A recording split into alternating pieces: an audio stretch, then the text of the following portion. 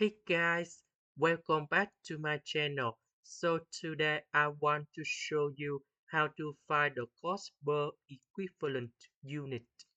So to answer this one, we need to add true cost on the top in here, divided by the total units of production in here. So we have this one.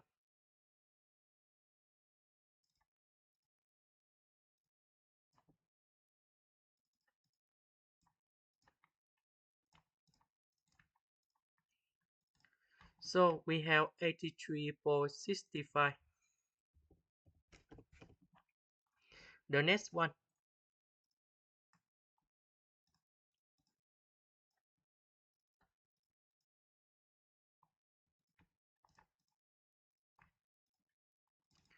So we have 33.75.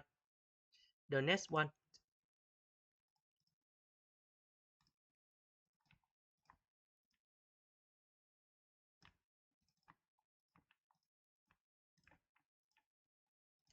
So we have 171.25.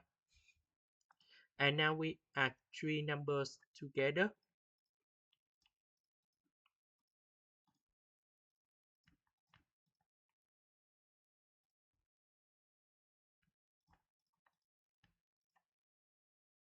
And we got the total in here.